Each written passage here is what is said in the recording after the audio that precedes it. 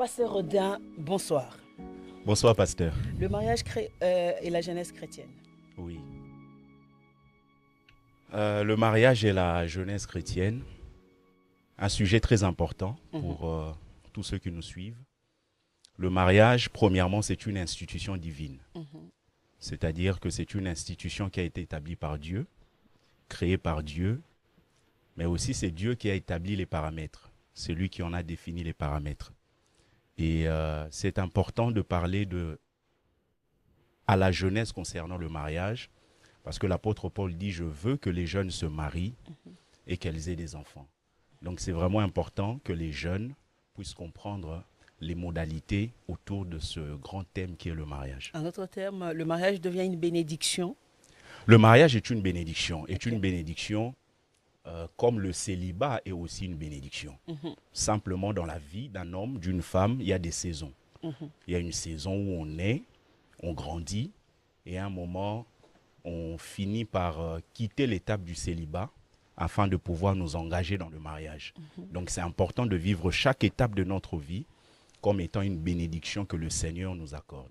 Comme étant une bénédiction que le Seigneur nous accorde. Alors, est-ce qu'on peut dire aujourd'hui que le mariage et la jeunesse chrétienne s'accolent? Est-ce que la jeunesse chrétienne vit le mariage comme le Seigneur l'aurait voulu?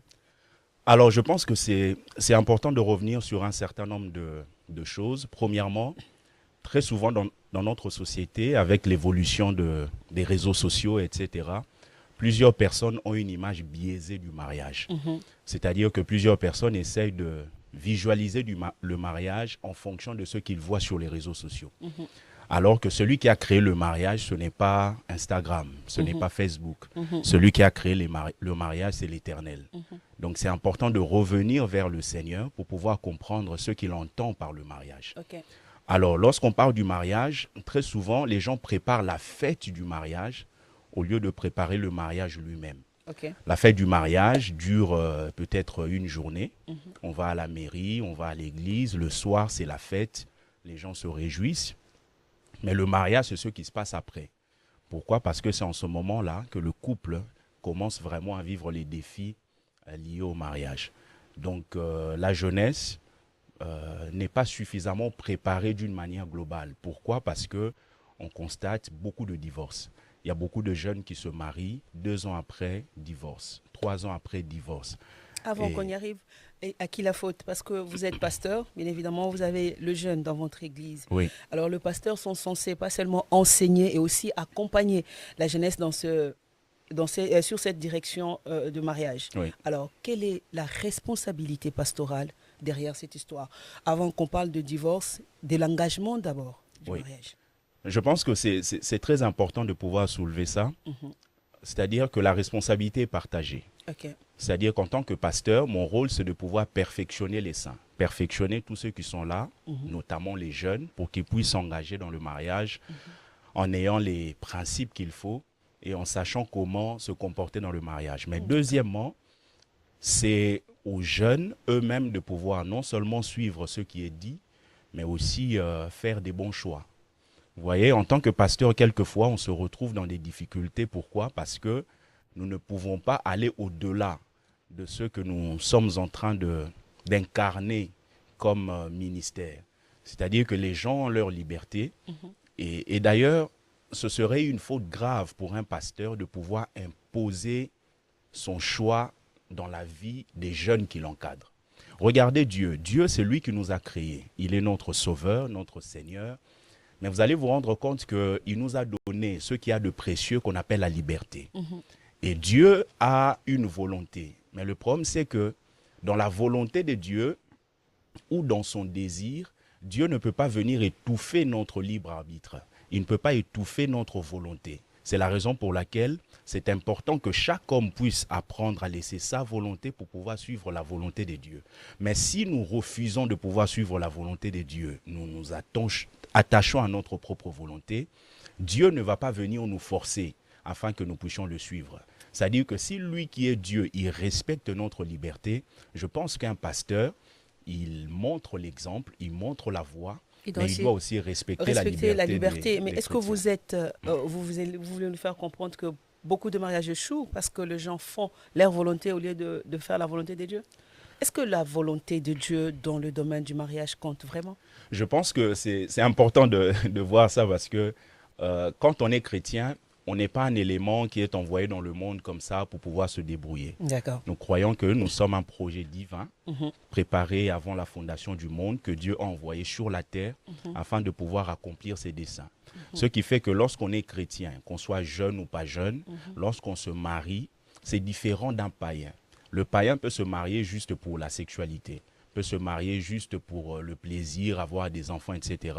Mais un chrétien va beaucoup plus loin. Pourquoi? Parce que dans le mariage, le chrétien est appelé à pouvoir accomplir les desseins de Dieu. Okay. Et donc, les desseins de Dieu, lorsqu'on se marie, se manifestent par l'union de deux personnes. C'est la raison pour laquelle, même au niveau des choix, il faut que le choix soit fait en fonction de la réalisation de la vision que Dieu vise au niveau du couple. C'est-à-dire qu'on ne se marie pas juste parce que, voilà, je veux avoir quelqu'un, mais c'est vraiment pour pouvoir être un élément utile pour l'avancement du royaume de Dieu d'une manière globale. Est-ce que vous pensez que les gens qui ont eu à entendre Dieu dans le domaine du mariage n'ont pas échoué le mariage? Alors, vous pouvez entendre Dieu, mais cela ne vous garantit pas la victoire. Et pourquoi alors que c'est Dieu qui y a dit? C'est-à-dire que Dieu vous met dans des conditions pour vivre la victoire. Okay. Mais si vous ne faites pas des bons choix dans ce cadre, vous allez échouer malgré le fait que Dieu a eu à dire quelque chose concernant ce que vous êtes en train de faire. C'est qui responsabilise l'homme finalement de jouer son propre rôle dans le domaine du choix. Bien sûr, c'est-à-dire que Dieu est notre Père. Et en tant que Père, il sait ce qu'il y a de mieux pour nous. C'est la raison pour laquelle lorsque moi, en tant qu'homme, je fais un choix, je choisis une femme, je connais quelqu'un qui connaît plus que moi, quelqu'un qui est plus intelligent que moi. Donc, la moindre des choses, c'est de pouvoir lui demander, est-ce que c'est un choix qui te convient? Si il approuve ce choix, c'est-à-dire que j'ai déjà l'aval de celui qui est plus intelligent que moi. Et maintenant, deuxièmement, dans le parcours, il faut que je fasse de bons choix afin de pouvoir maintenir la victoire dans ce que je suis en train de vivre dans ce cadre. Pasteur Rodin, quelqu'un dira que c'est possible aussi de réussir un mariage sans toutefois avoir entendu Dieu une fois, parce qu'aujourd'hui, on a l'impression que c'est plus dans l'Église qu'il y a des divorces, alors qu'il y a des personnes qui ne fréquentent même pas l'église, ou que, entre guillemets, communément appelés païens, mais qui sont dans une stabilité conjugale que vous ne pouvez pas imaginer. Oui. Qu'est-ce qui définit ça? Alors là, il faut faire la différence entre le mariage chrétien et le mariage des personnes qui ne sont pas chrétiennes. En fait, quand on est chrétien, il faut vraiment comprendre ça. On rencontre des défis que les païens ne rencontrent pas. Ce qui fait que lorsque un chrétien, c'est-à-dire lorsque quelqu'un veut honorer Dieu dans son mariage, je ne dis pas juste marcher sans aller voir une femme à l'extérieur, un homme à l'extérieur, commettre l'impudicité, parce que tout ce qui est lié à l'impudicité, adultère et tout ça, il y a des gens qui ne connaissent pas Christ, mais qui ne le font pas. Ouais. Donc, c'est différent de quelqu'un qui veut honorer Dieu, honorer Dieu dans son mariage. Alors, une fois que quelqu'un, que ce soit un homme ou une femme, décide d'honorer Dieu dans son mariage, automatiquement, les combats commencent. C'est la raison pour laquelle vous allez vous rendre compte, même dans nos familles, il y a certains mariages qui ne sont pas combattus comme les autres mariages. Ouais. Pourquoi? Parce que lorsque Satan pressent que dans ce mariage, Dieu va être honoré, il va tout faire pour que cela soit neutralisé. C'est la raison pour laquelle vous allez voir que Satan qui a été chassé, il a été chassé pourquoi? Parce qu'il voulait prendre la place de Dieu. Et comme il a été chassé, il fait tout pour pouvoir neutraliser l'image de Dieu. Or, l'image de Dieu n'est pas d'abord l'apanage des chrétiens. C'est l'image qui est donnée à tout homme. Parce que toute créature est à l'image de Dieu. Mais deuxièmement, lorsqu'on est chrétien, on manifeste mieux l'image de Dieu. Pourquoi? Parce qu'on incarne le caractère de Christ. Et ce qui fait qu'un couple qui vise à honorer Dieu, ce couple sera combattu. Et donc, Satan fera tout pour que ce couple puisse être neutralisé. Regardez par exemple quelqu'un qui est déjà dans l'eau, ne peut plus être mouillé.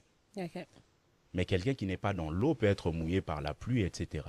Un païen est déjà dans l'eau.